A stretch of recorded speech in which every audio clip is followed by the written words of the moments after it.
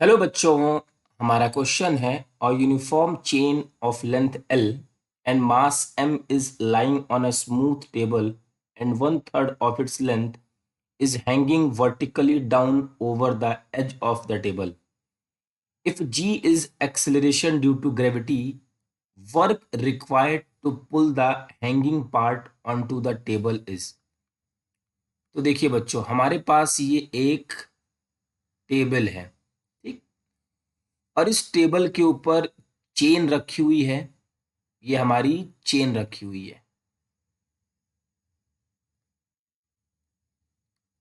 जो hanging part है उस चेन का, उसकी लेंथ बच्चों हमें गिवन है L/3।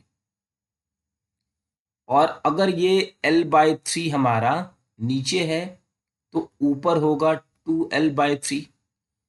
टोटल चेन की लेंथ दी हुई है, टोटल लेंथ L, और टोटल मास बच्चों दिया है हमारे पास कैपिटल M। अगर इसकी टोटल मास बच्चों m है और m/3 पार्ट हमारा हैंग किया गया है L/3, तो क्या इसका मास m/3 हो जाएगा? यूनिफॉर्मली डिवाइड हो जाएगा, ये हो जाएगा m/3। तो हम ये लिख सकते हैं mass of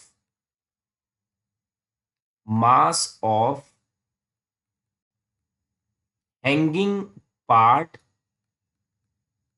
of chain m is equal to m/3। ठीक बच्चों, अब देखिए, अब हमसे पूछा जाएगा कि इसको खींचने के ऊपर, इसको जब हमने यहां से खींचना शुरू किया, फोर्स लगाया, तो हमने कुछ वर्क किया होगा और ये वर्क सिर्फ इतने पे हुआ होगा। तो जैसे जैसे हम इसको ऊपर की तरफ मूव कराएंगे, वैसे वैसे ये लेंथ कम होती जाएगी और इसकी पोटेंशियल एनर्जी चेंज होती जाएगी। तो क्या करेंगे बच्चों, हम इसके सेंटर ऑफ मास को कैलकुलेट कर लेंगे। तो ये वाली लेंथ L/3 है, तो ये लेंथ हमारी कितनी हो जाएगी? ये हो जाएगी हमारी L/6 पे। तो हम अब सेंटर ऑफ मास पे वर्क करेंगे। हम ये लिख सकते हैं distance moved by centre of mass of hanging part. बच्चों, अब हम सेंटर ऑफ मास को मूव कराएंगे, तो कितना मूव होगा? वो L/6। ठीक है।